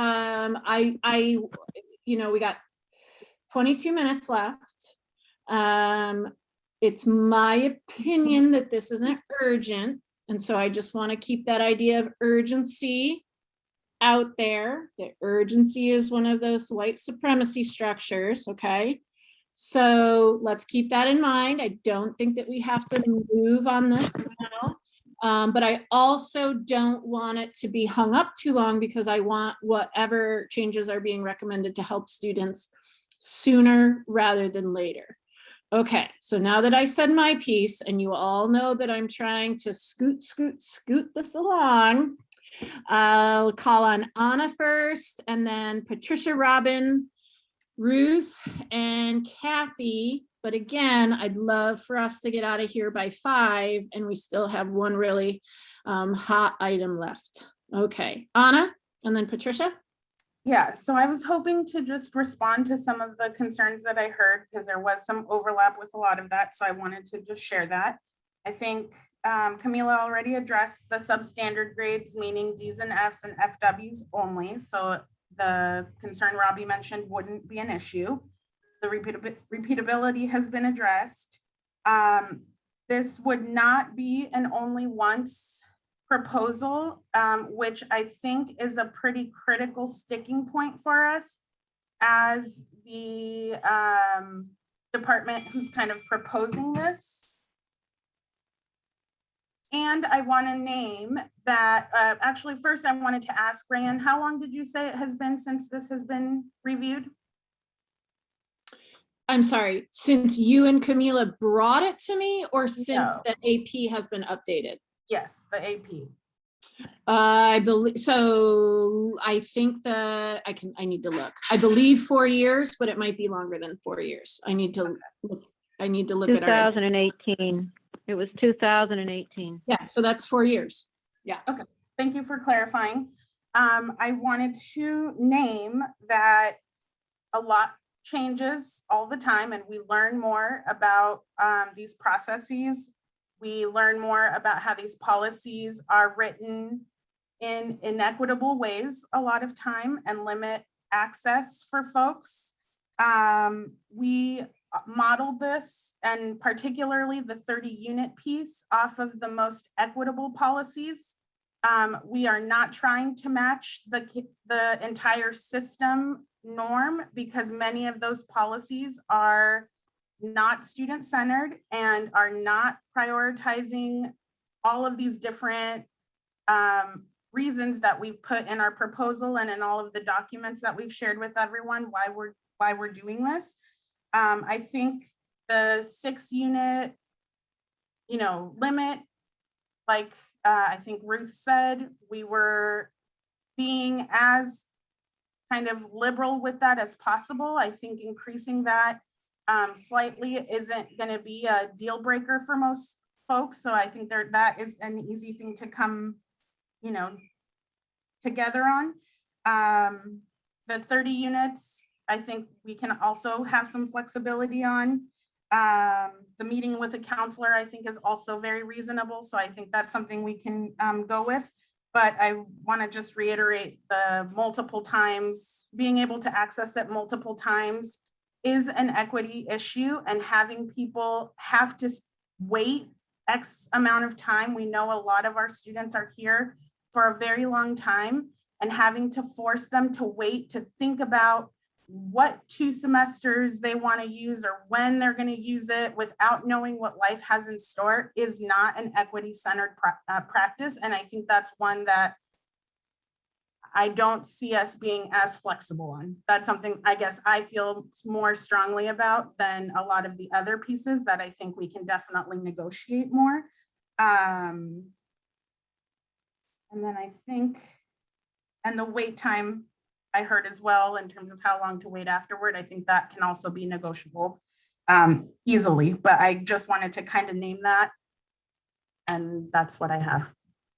Hang on, let me just interrupt. Can you clarify that, Anna? What, because I just got a little confused. There was the request to wait a year instead of a semester, and then there was the 6-unit thing. Which of those are you and are you not so flexible on?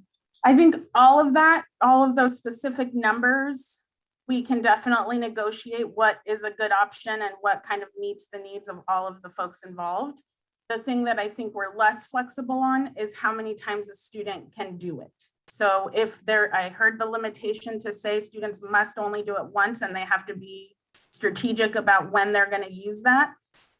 I really feel very strongly that that is not equity-minded and not student-centered. And that is something that I do not feel flexible on, that I think as we were discussing this, that was one thing that our entire division really supported. So I just wanted to make sure that that was put out there as clear, and as the people who work with students and are experts in this area. There we go. Great, thank you very much. So Patricia, Ruth, and Kathy, and just a gentle reminder, it's 4:44.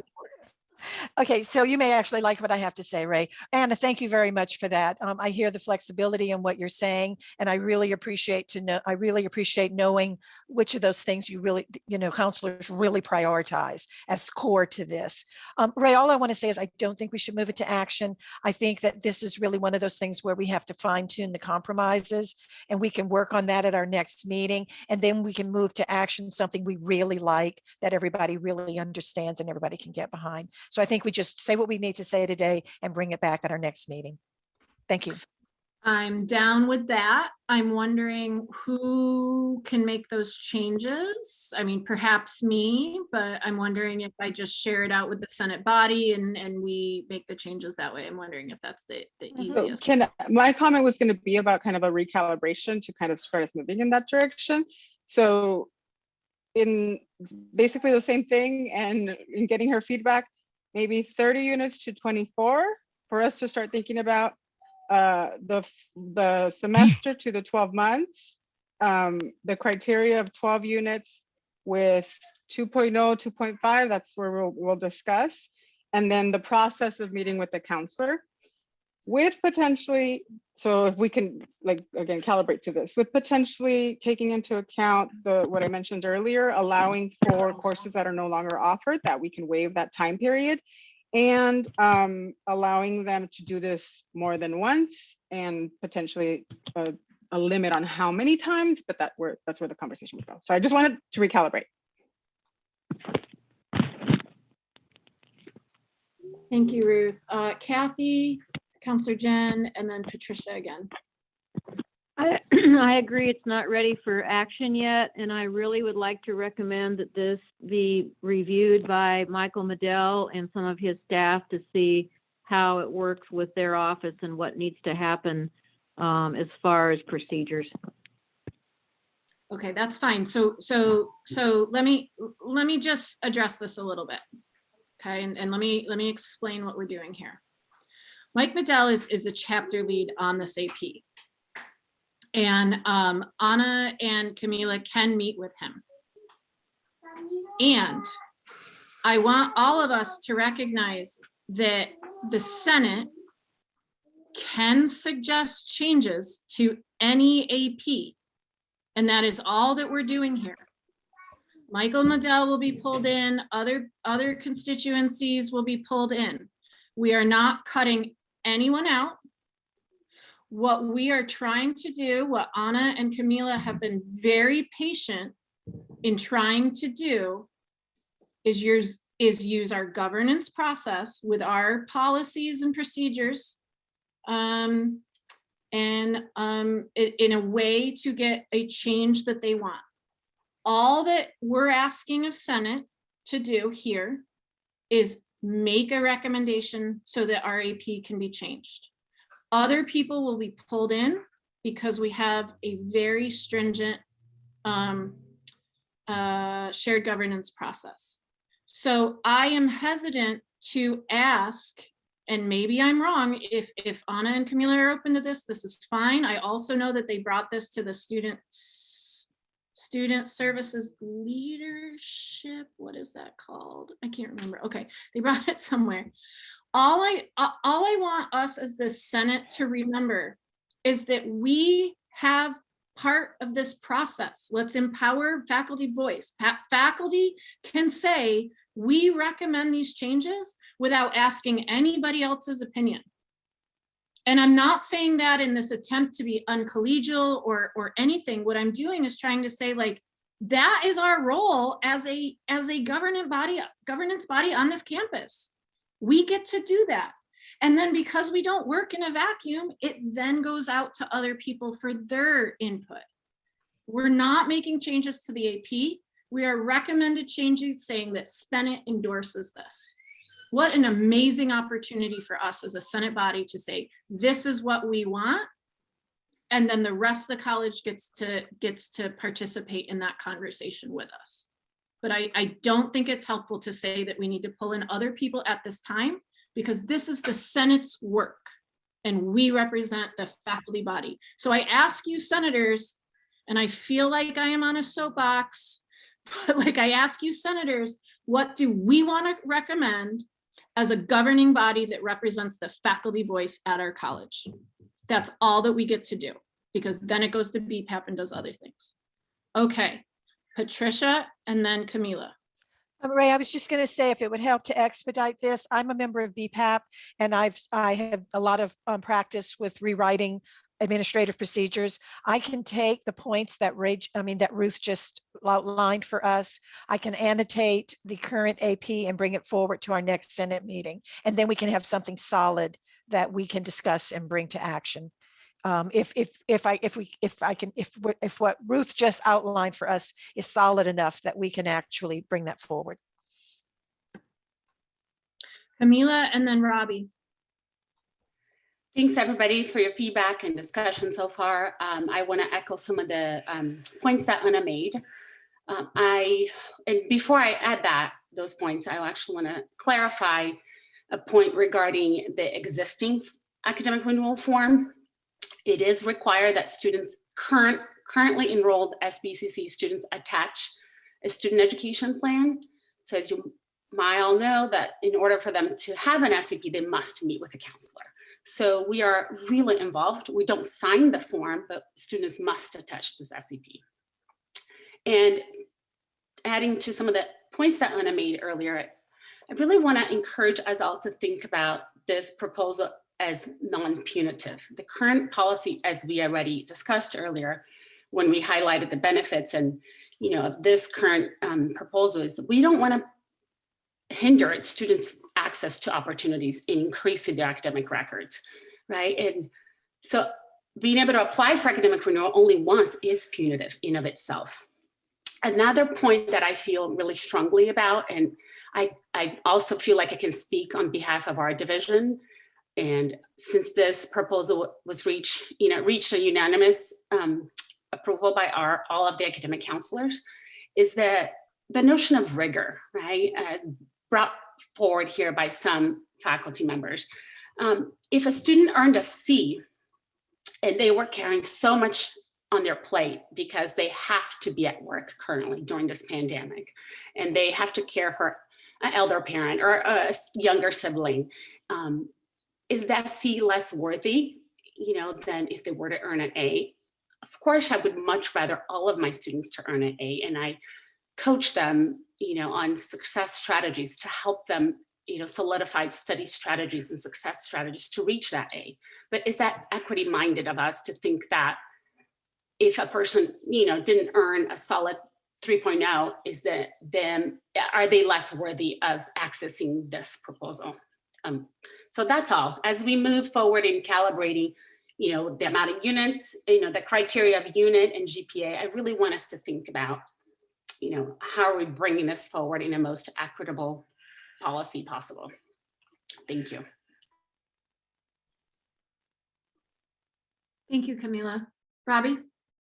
I've been impressed with the counselors, to discuss rigor, with the counselors' rigor in how they consider this, and other people in student services and how they consider this. And so I would opine that, although Patricia, I appreciate your offer, that I would like the counselors to make the adjustments that they see as appropriate. And I want to recognize that that may not be everything that we said, because we have expertise too, but theirs is different than ours. And I think that if it were up to me, I would ask the counselors to consider what we offered, make the changes that they think is most appropriate, and bring it back to us. And just because we claim that we want this or that, or we think this or that is to this or that, that we're not the ultimate authorities of that.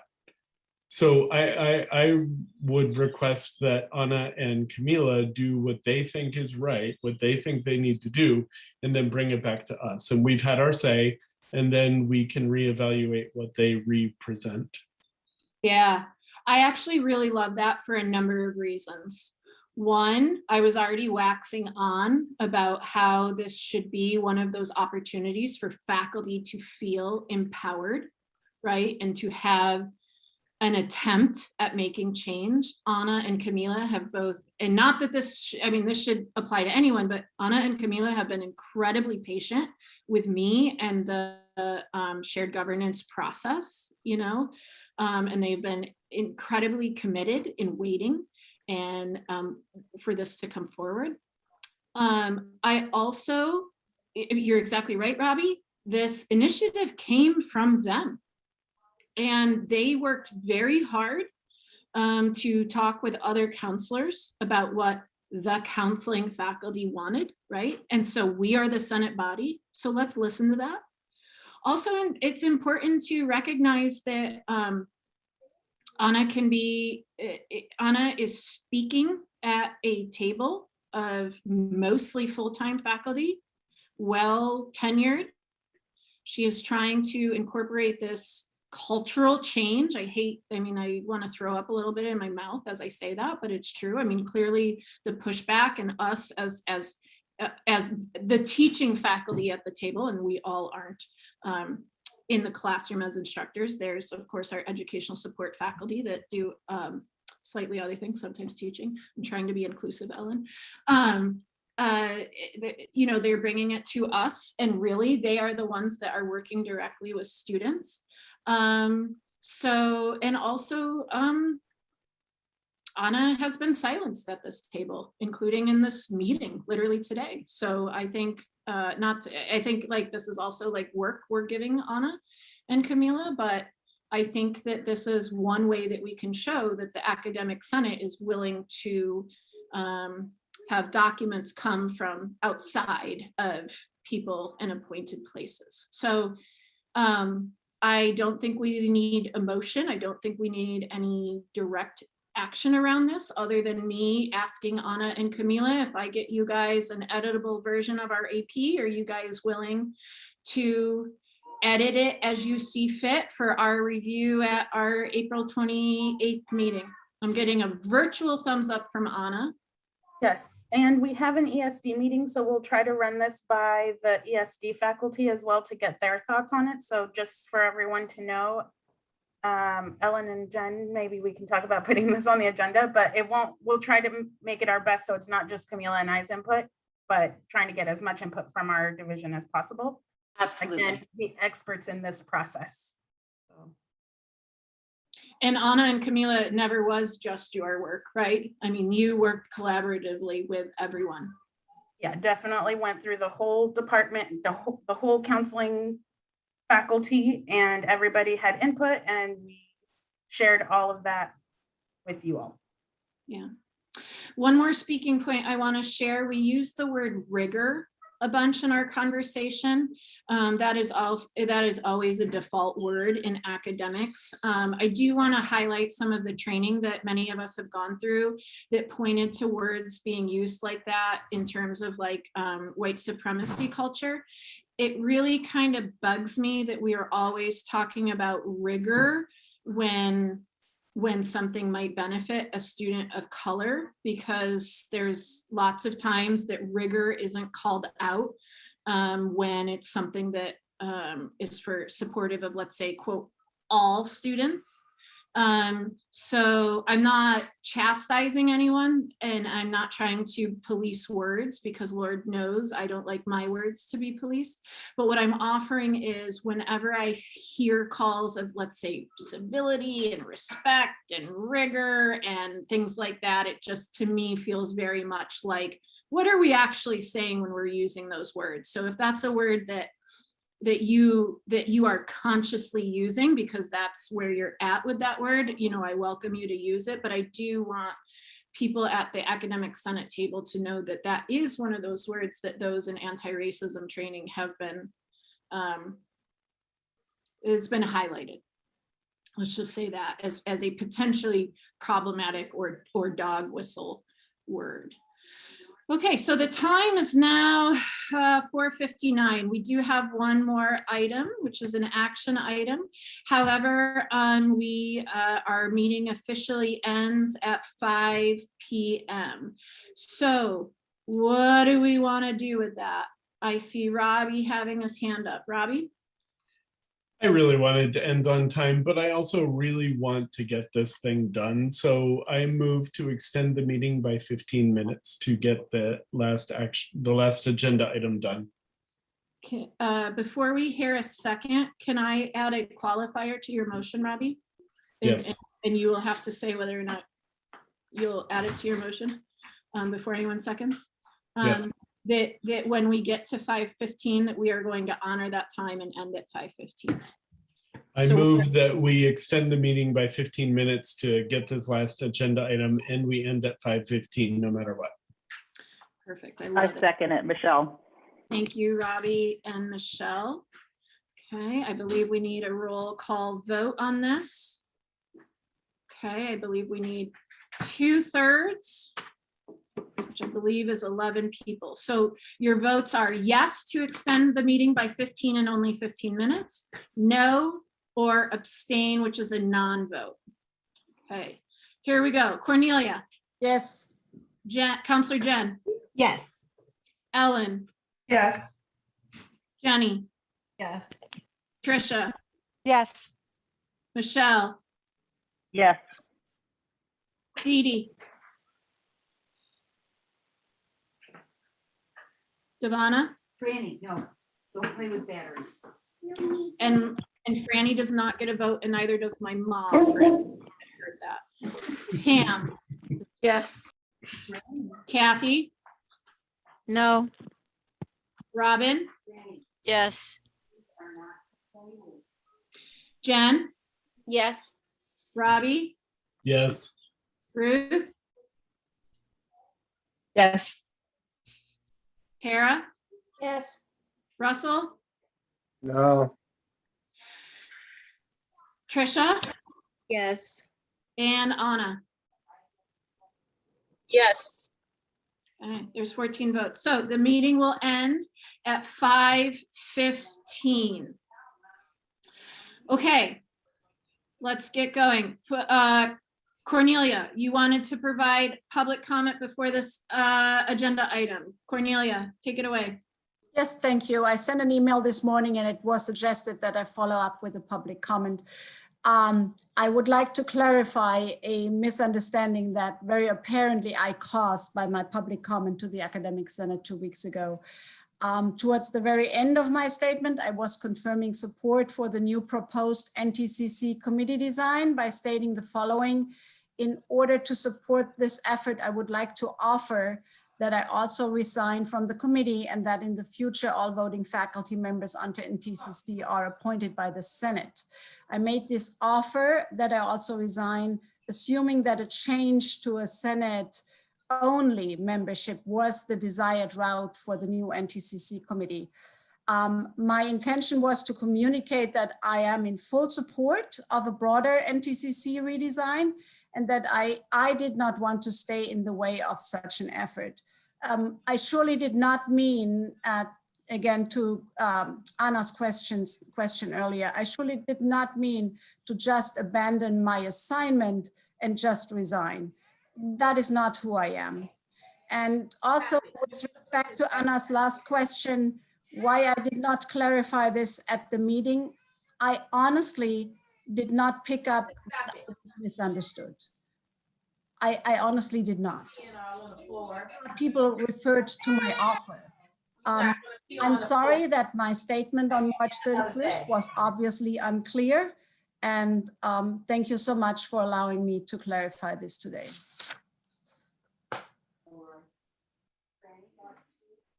Okay. So item 10.1. The recommendations coming from the steering committee that literally did not ever state that the faculty association wouldn't be involved. We've talked about these for 2 meetings. Where are people at?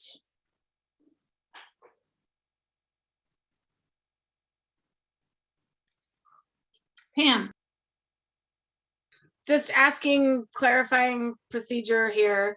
If at this point, I could say I motion we approve the recommendations and then what, they get sent to the EVP to ponder?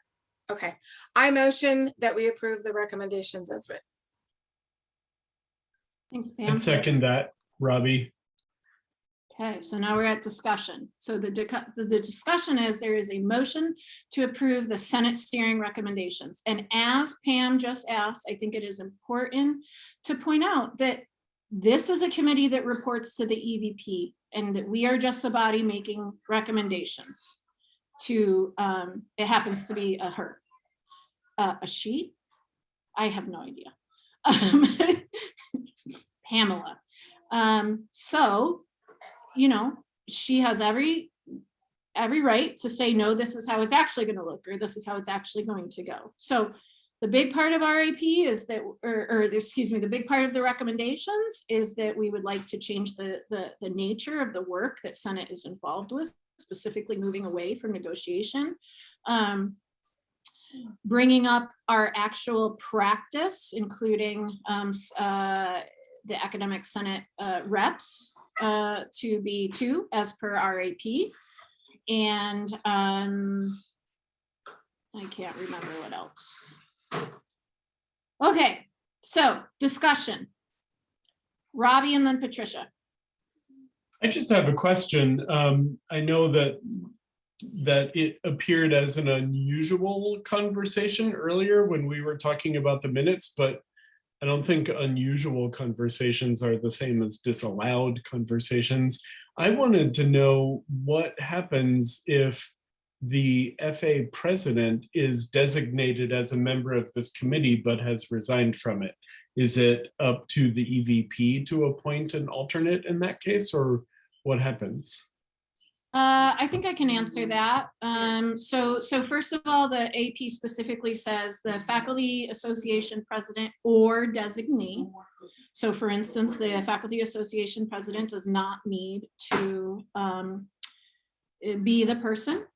And in fact, considering that there is so, I would say, high drama and so much confusion around this, I would welcome, you know, maybe a fresh start with somebody from the FA, but the FA gets a pick, right? So that's not my lane. I don't get to say that. I'm just saying that there's been a lot of stuff, and how nice it would be to like get to the issues at hand and actually get some work done, rather than arguing semantics. So that's that. I will also say that the AP declares the membership, and that doesn't mean that like the FA has to have someone, right? So we have the same thing for our own like subcommittees of the Senate. You have the opportunity to have someone there. If you do not have somebody to fill that role, you are, you know, giving up your voice on that committee. So, you know, that's that, right? So it's kind of like when we have a committee and a division isn't represented at that committee, right? So the division doesn't have a say in what's happening at the committee, but they are welcome to have that spot. Okay, that's really clear. Thank you. Yeah. Patricia. Yes, I would actually ask the Senate to support these recommendations. And I want to say add a few points of background. We had a meeting. When I say we, I mean members of steering with the FA this week, and members of the FA who are going to be charged with a lot of the stuff we're asking them to do asked some really excellent questions procedurally about what about this and what about that are not addressed in the recommendations. And that's acknowledged. But what I think the recommendations do is they set up a framework. If you read them carefully, it says that this newly comprised committee will create plans to achieve certain goals. So it's not a perfect recommendation. It's not completely fleshed out with every possible what about. But I think the framework is there so that we can move ahead with what I feel is some really long overdue changes to the way that we determine non-teaching compensation at the college. So it is going to be Pamela's decision to decide. I personally feel that having an FA member as a resource will be, and as a liaison and resource, if nothing else, would be invaluable. But I really hope the Senate supports these. Thank you. Water, milk. Yep. Any more discussion?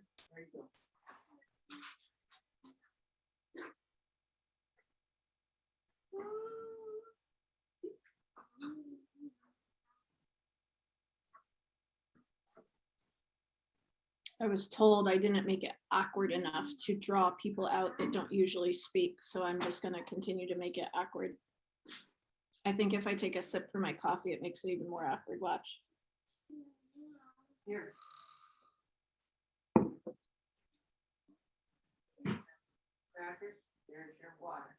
Okay. The universe is telling me that it's time to put this issue to rest. So I would love to see a vote on this. So we have a motion on the table that is to adopt the Senate steering recommendations as posted and distributed. Wait, yes, there is, right? Robbie made it?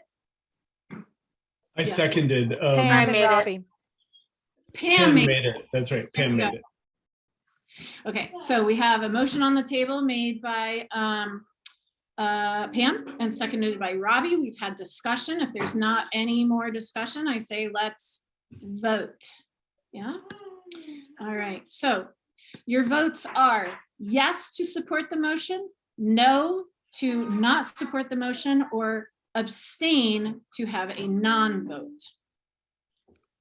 And by the way, I want you to feel empowered to vote no. Okay, don't abstain if you actually mean no. All right, so Cornelia. Yes. Counselor Jen. Yes. Ellen. Yes. Jenny. Yes. Patricia. Yes. Michelle. Michelle. Yes, I was having a hard time. No worries. Dee Dee. Yes. Pam. Yes. Kathy.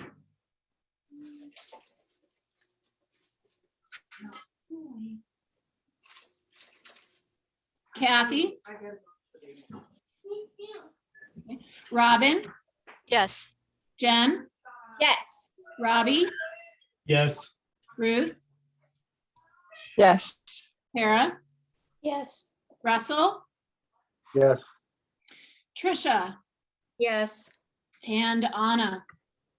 Yes. Excellent. Big sense of relief. Thank you, everyone, for your participation in these really hard conversations. At this point, we have gotten through our agenda. I want to share out that I think as a steering committee, we need to think about agendizing the very important points that Anna was making about the meeting minutes of the meeting today and what they will say and what they won't. I also need steering to think about what happens when we receive an email to the Senate body that the public didn't receive, and how we're going to move forward with that. And I also want to agree with Robbie and just say before we ended the meeting, because we did say that we were going to end at 5:15 and it's only 5:13 at this point, that unusual conversations doesn't mean that we end the conversation. I was a little bit caught off guard earlier, especially when it was highly unusual that we were having that conversation. I think Anna, not to speak for her, but she was trying very hard to get some clarity around what happened at our last meeting. And I think that that is an incredibly reasonable thing to do. I'm really having a hard time with the not only receiving a private email to the Senate that the public didn't receive, but also this idea of when somebody offers to resign, that it's an offer to resign and not an offer to resign. And I really think that we're putting the wrong emphasis on the wrong syllable there. So with that, I think we all need to get out of here and go to our respective corners, hug our kids, have a great night, enjoy the weather. If you do, indulge, drink some wine, and I'm very excited to return to you all on the 24th and engage in our really hard but really important work. So thanks, everyone. Good night.